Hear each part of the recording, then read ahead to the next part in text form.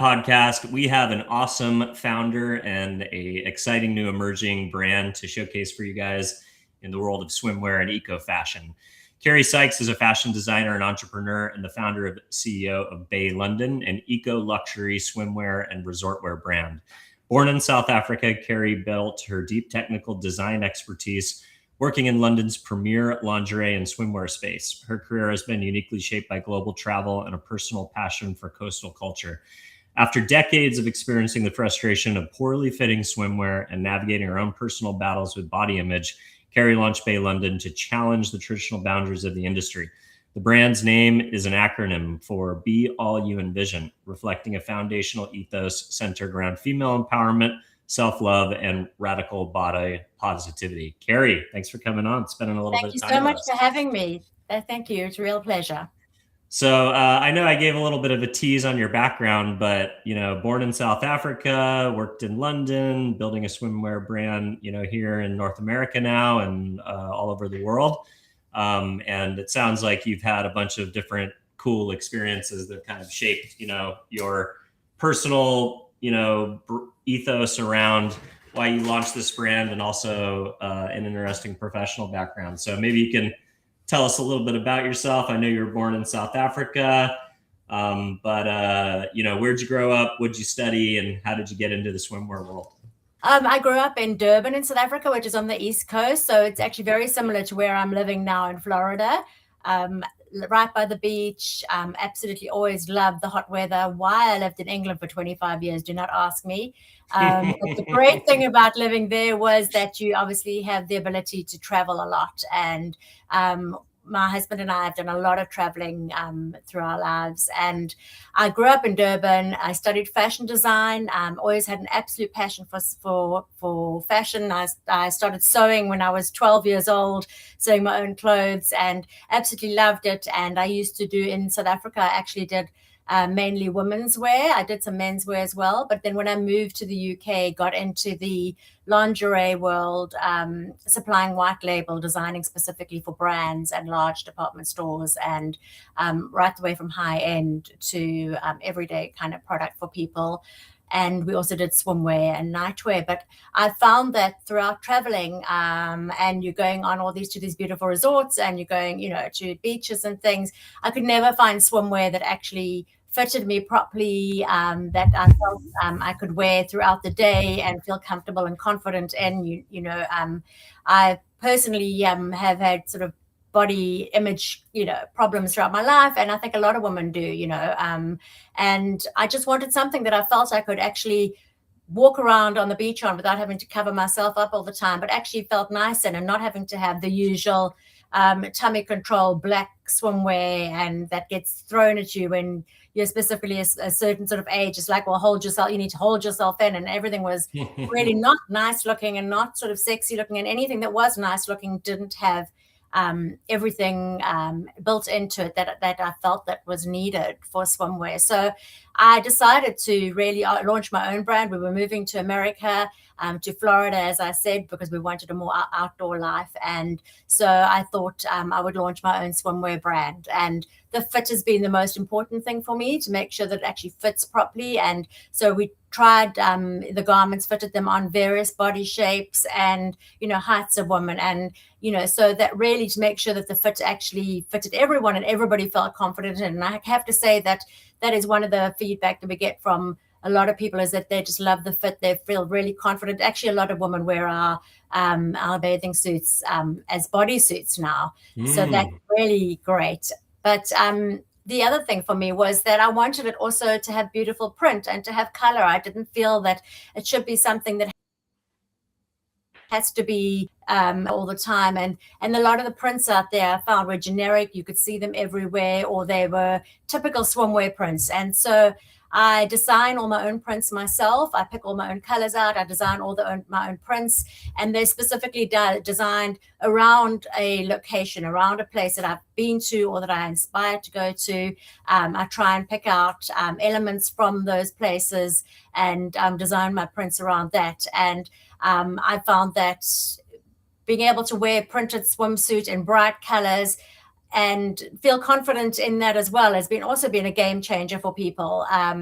They say to me, it's just absolutely lovely having something that is bright and colorful and feels comfortable and yet is still so flattering. And I designed my resort wear to go around it, because I also think that when you're going away somewhere on holiday, your swimwear shouldn't just be seen as just an add-on accessory. And I think a lot of people do that. They just go, oh, we're going on holiday, and they take their clothes, and the last minute they're looking for a swimsuit.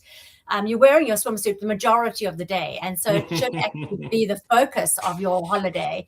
And then I wanted to design the resort wear so that you could wear your swimwear the whole day, and you could wear it in the morning with a beautiful cover up over it. Going to lunch, if you're going to to a restaurant for lunch, you should be able to wear something over it, dress it up. And then the resort wear should be able to be worn at night as well. So you actually can take it as a real extension of your wardrobe. You could wear our skirts with a blouse, or you could wear a swimsuit as a bodysuit, and to really round off your whole wardrobe.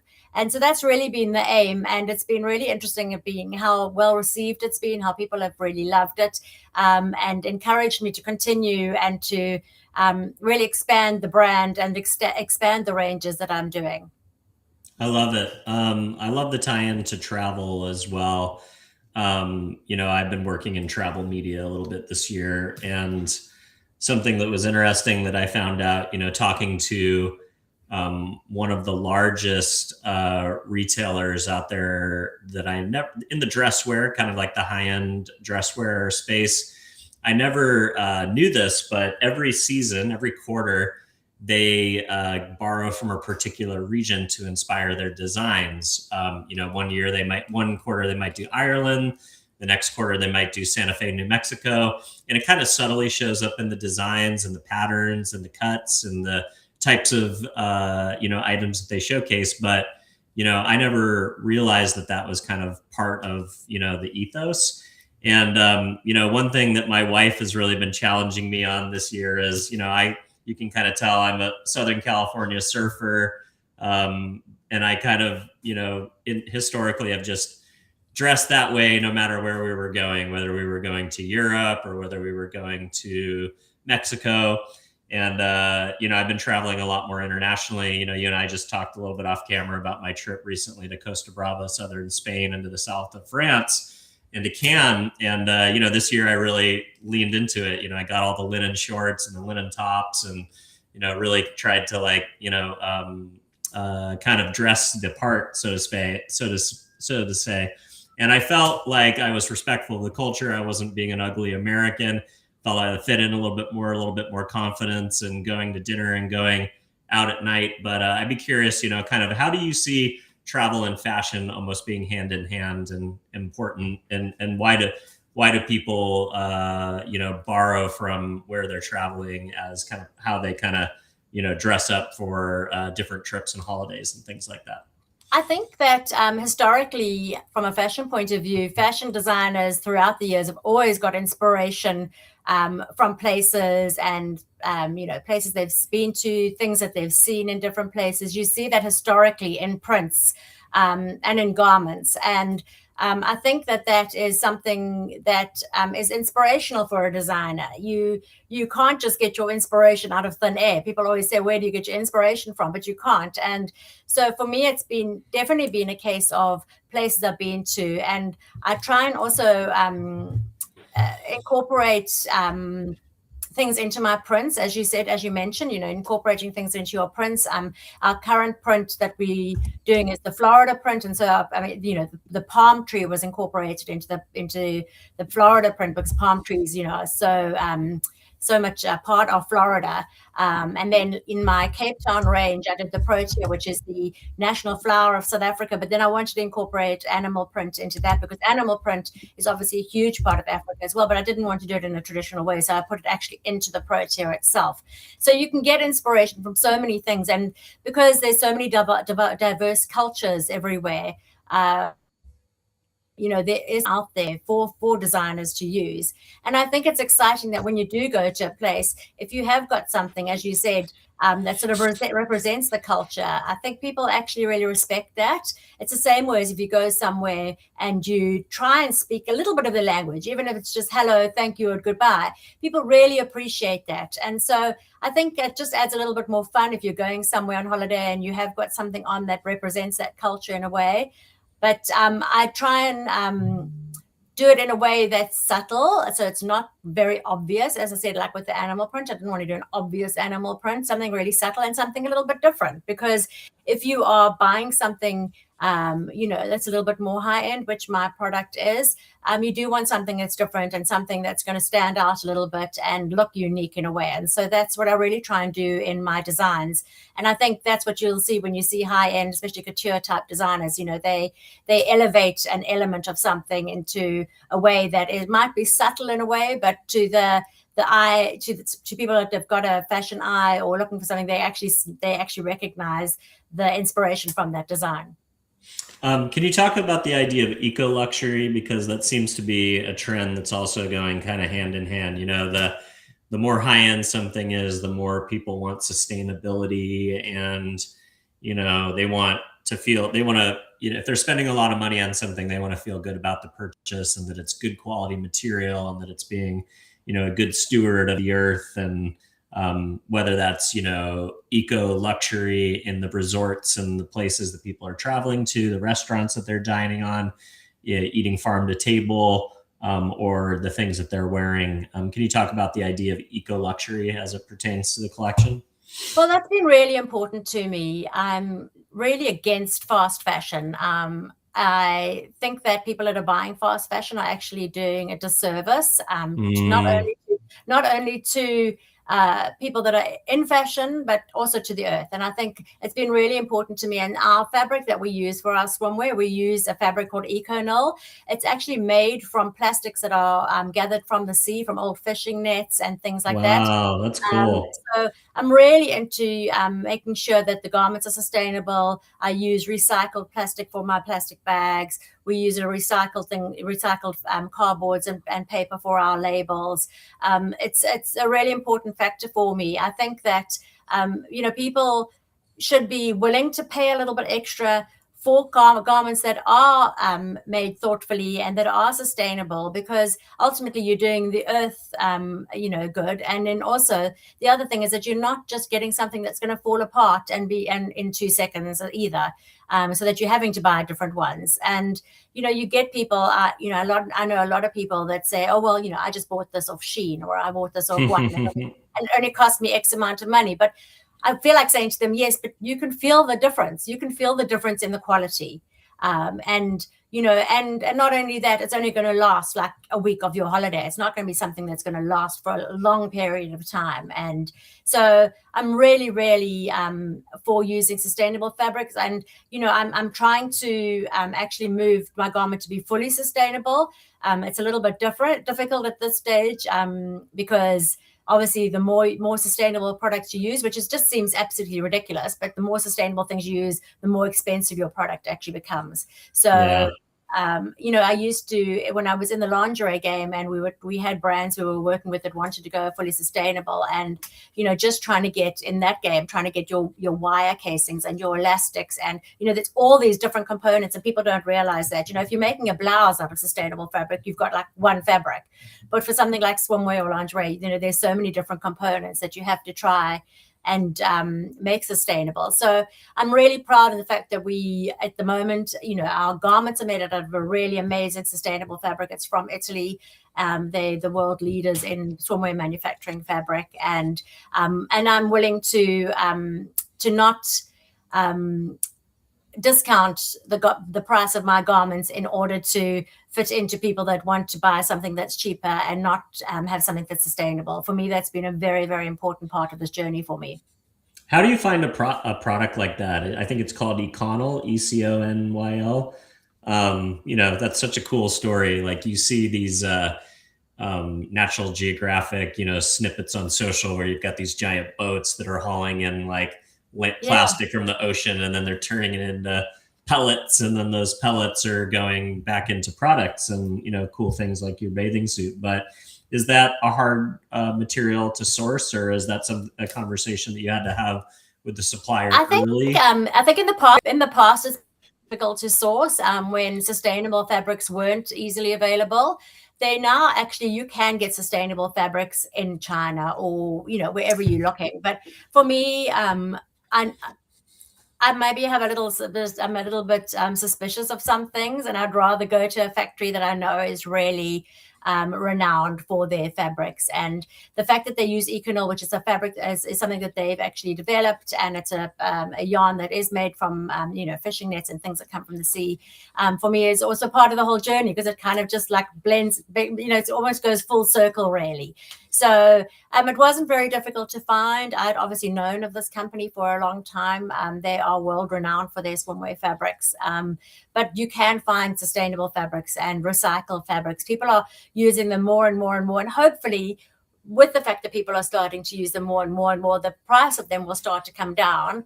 And it'll just become mainstream that will get used. You're starting to see people now that are taking a lot of things and making them sustainable. I mean, I've seen one lady that basically takes all clothes. So there's tons and tons of clothes get thrown away every year, and they're literally, people think that they're getting given out to poor people, and they're literally not getting. They're just being put into dumps. And I've seen a lady that literally now takes that. She's developed this huge machinery that basically you throw these things into, and it shreds all the thing and actually then been woven into thread that can be made into new fabric.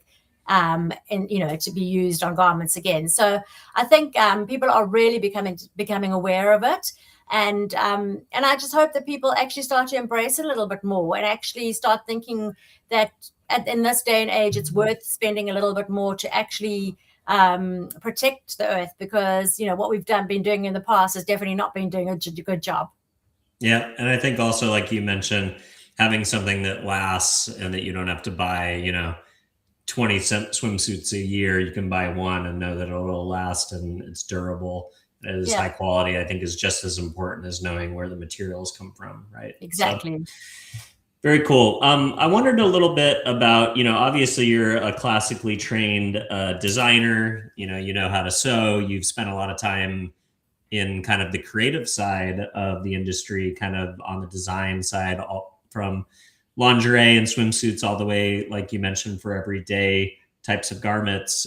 Was it hard for you to go from kind of the creative design aspects to then, figuring out how to become an entrepreneur, how to build a supply chain, how to take your vision of samples and scale that up into, multiple pieces and then collections? How hard was it to go from like that creative right brain designer lens into kind of the entrepreneur? And where do you start? Like you found this amazing material, and then do you order the material and start doing samples in your studio with that? Like to hear a little bit about the early days, if you'd be open. So I was very blessed in my life. I obviously studied fashion design, and then I was very blessed in that I went to work for a company that I had a close relationship with the owner of the company. And so I got a lot of background on how the company worked, and he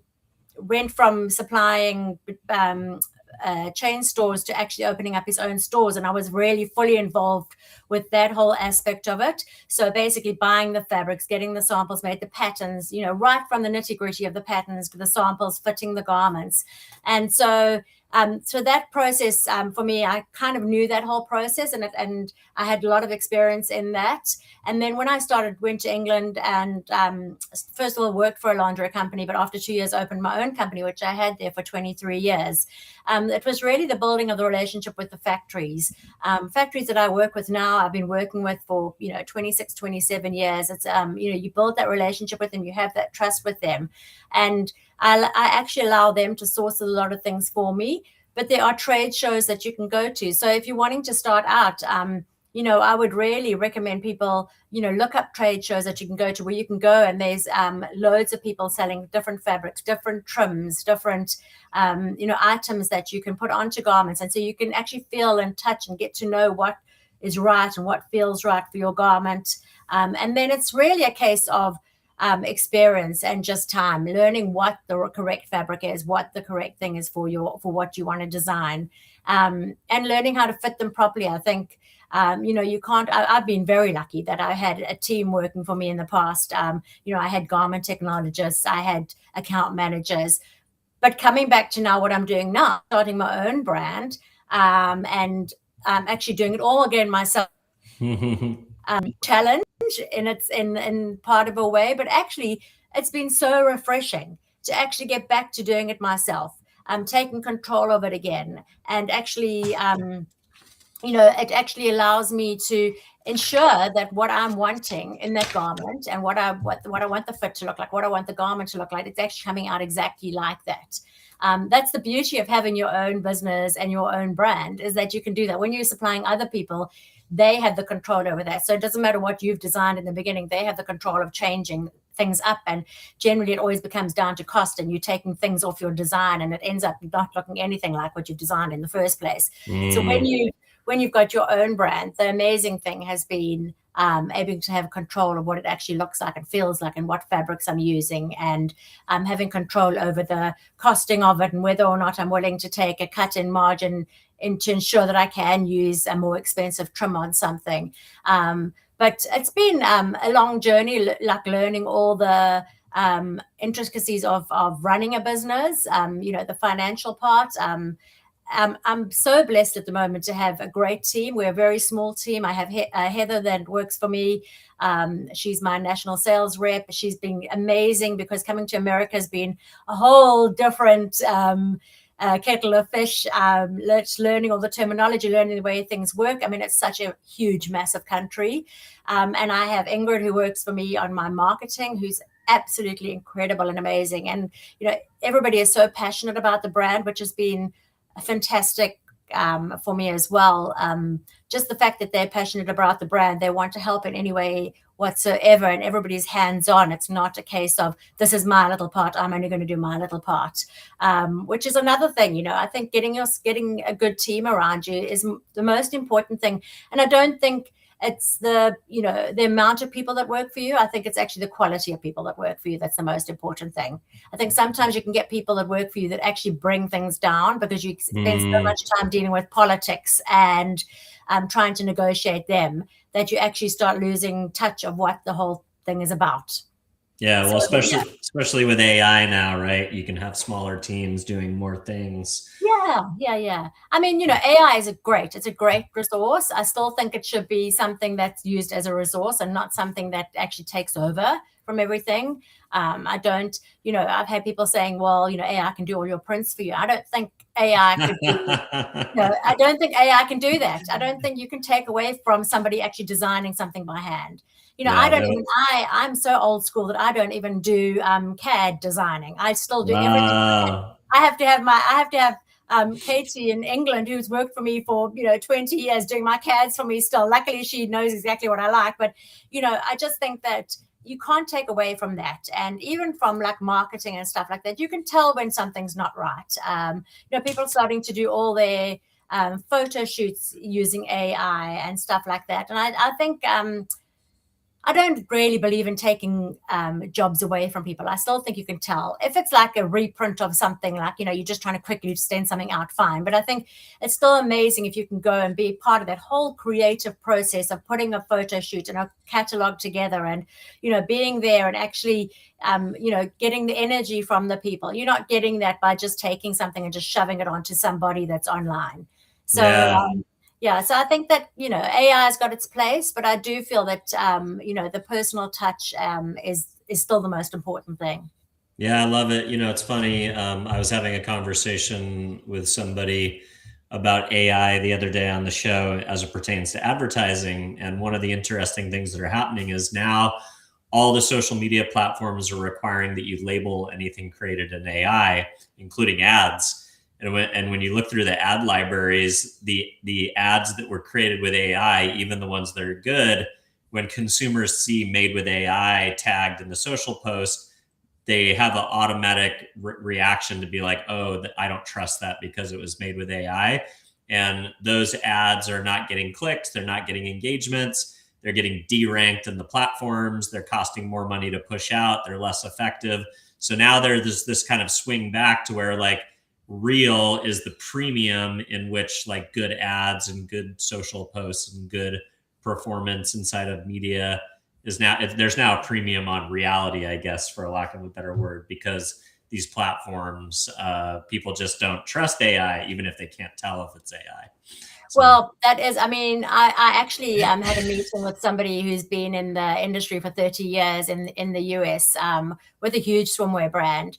And they in a store recently, just from one mother going into the store, going to her car and doing a post and talking about how, as a mother who's had a baby, she went in, she fitted garments on, how they fit. And it was a real person talking. She wasn't paid by anybody. She just was this young mom that went into, and he said, you know, after doing hundreds and hundreds and hundreds of advertising and AI and other types of advertising, that was the thing that people actually related to. That's what they wanted to see. You can see when something's AI, you know, it's almost too fake, you know, the person's too perfect and they all smiling with this huge smile while they're talking, which is not the way normal people talk. And I just think I agree with you wholeheartedly. I think people are just wanting to get a bit back to normal and a bit back to reality. I think that's why there's actually a swing away from you know, even children having phones and iPads and everything from a young age. It takes over people's lives, and you start losing touch with what reality is. And actually, I think that we were lucky in that we grew up in an era where we didn't have that.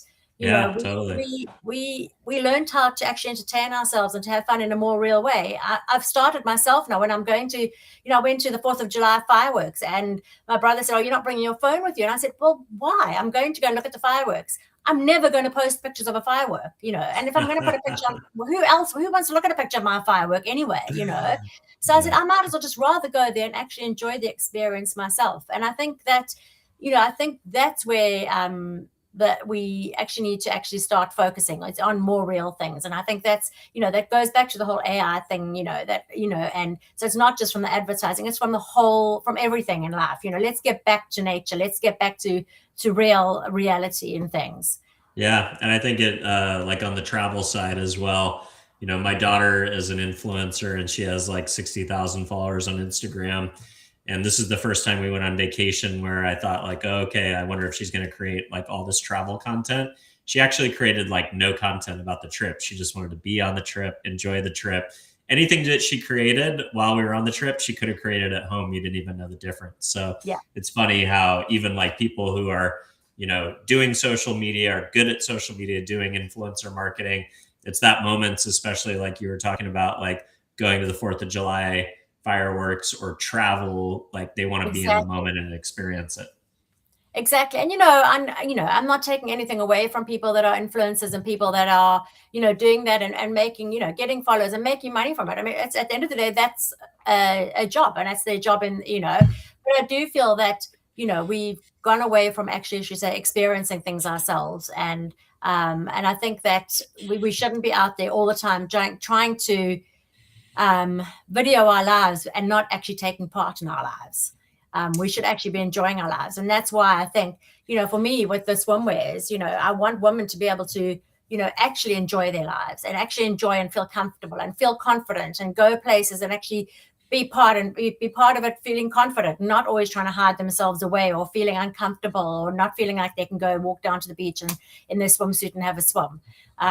You know, it's really just getting back to feeling confident in yourself. And, you know, the other thing that I think that's been bad with social media is this whole body positivity, you know, not body aspirational thing. Everyone trying to aspire to look like these celebrities. And at the end of the day, they don't even look like that because they are filtering themselves left, right, and center.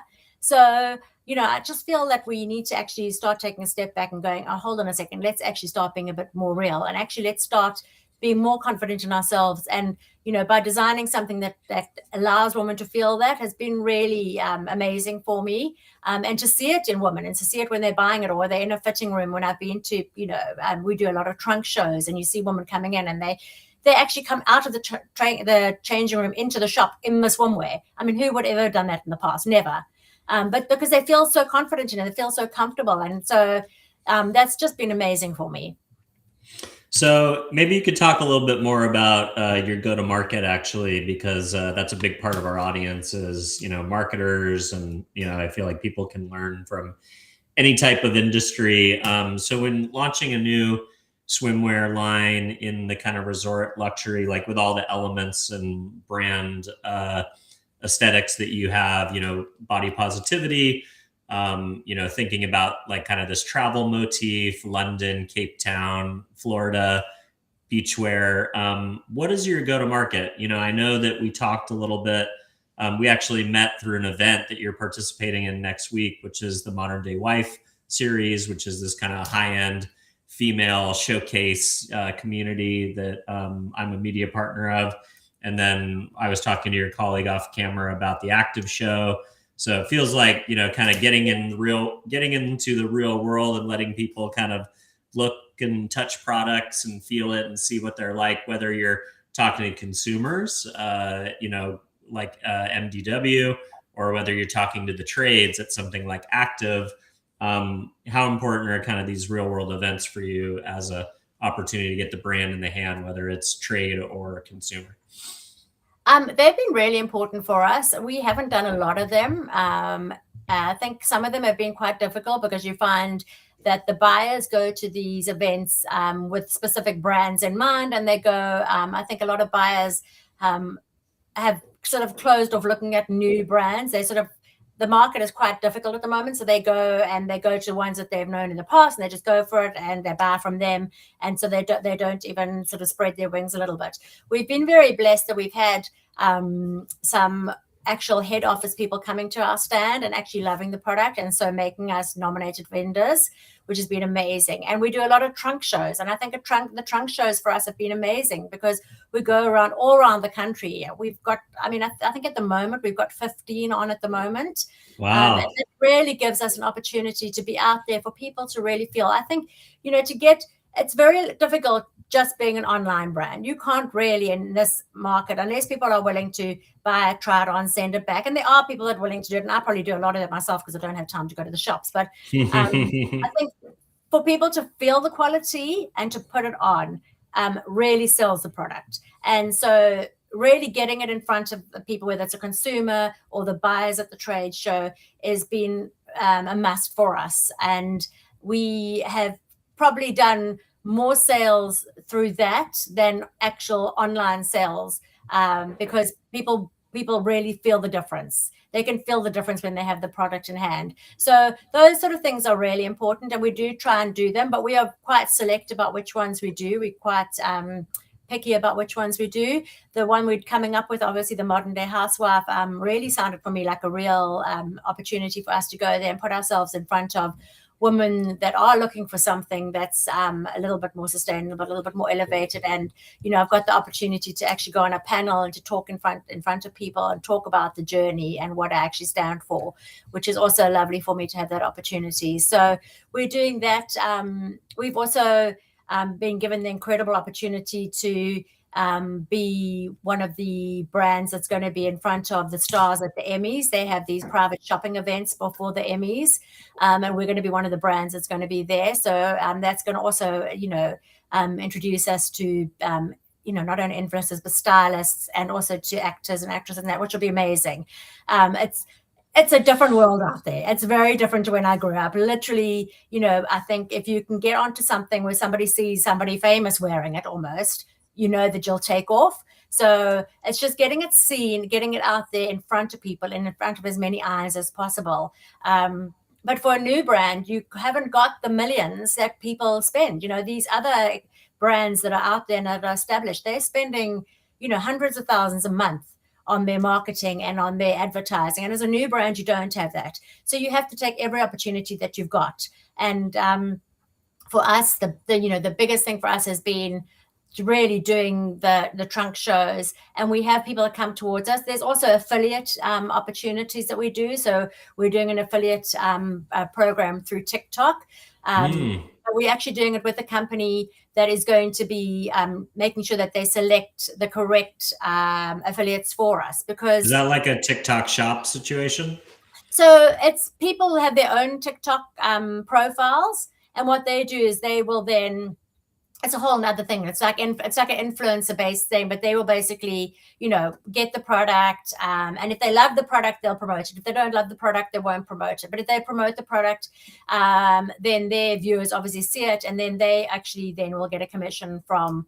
That's the way affiliate programs work. I mean, I'm sure you know already anyway. Yeah, no, I've heard amazing things about the power of TikTok Shop. It's I hear it works really well with kind of like things that are priced kind of in that what do you call it? Impulse buy range, where it's like, I wonder, how a luxury swimwear. But I think like if you think about the visuals of like, somebody getting into a bathing suit, and if they look good on it, it's kind of like, oh, okay, she looks good. She kind of looks like me. I'll look good in that, hit the button, see what happens. Well, I think, the thing is that I've been very skeptical about it. I have to be honest, because I'm not a TikTok person, but I'm kind of like, I'm old school. I do like Facebook to friends. And then I look at Instagram, and literally I'm on Pinterest like all the time looking for but like, I'm a terrible person. Like I'm on Pinterest, we're doing our house at the moment, and I'm looking on Pinterest every 5 seconds.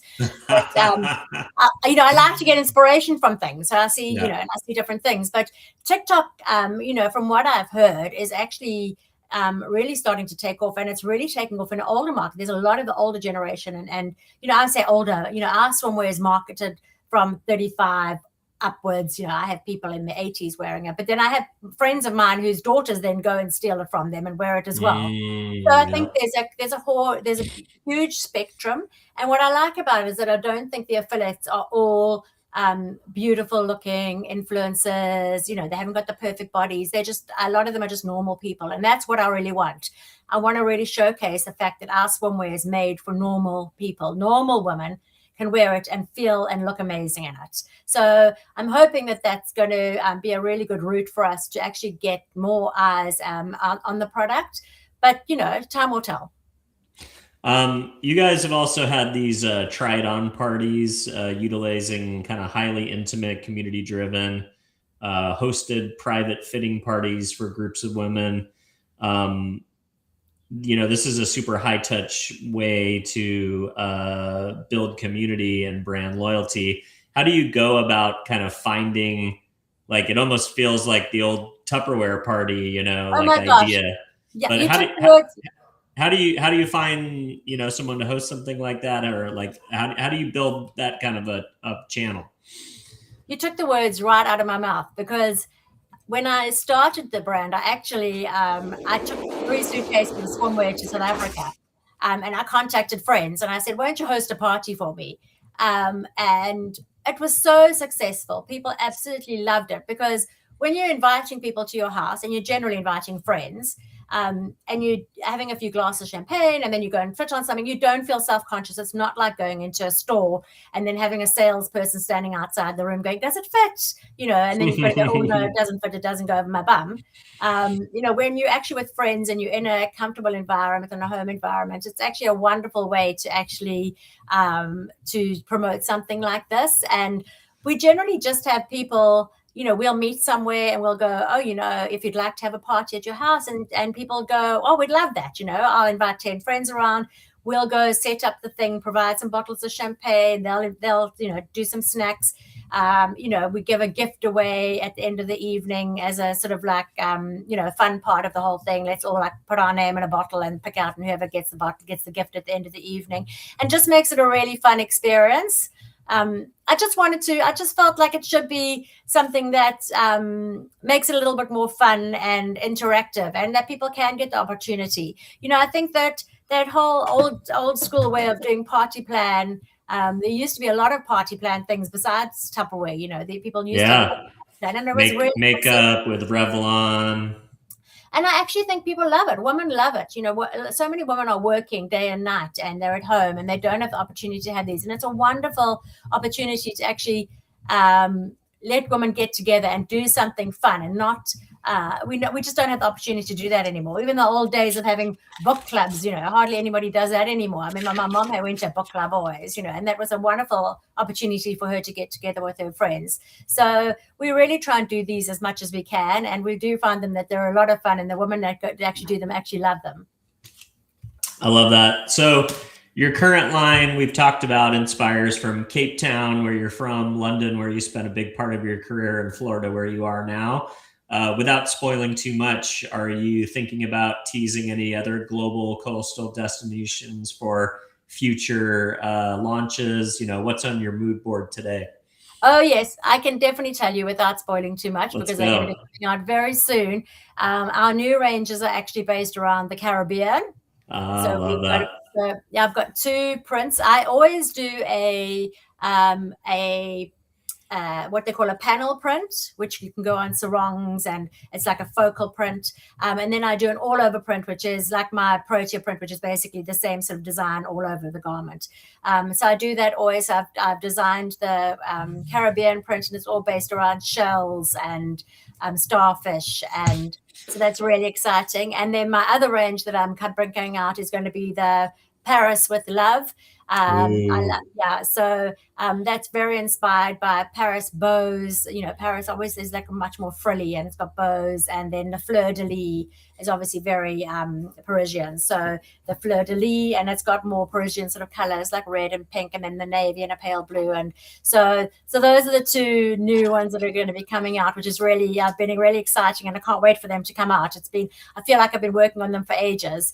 And then, so those are literally the garments are going to be arriving in the next week for those. I've been fitting them and doing the prints and the garments now for quite a long while. And then next sort of month, I'll be moving on to my next ranges, which I don't know, maybe it'll be Greece or Let's something like go. that. Yeah, let's go. Let's decide where the next exciting thing is going to be.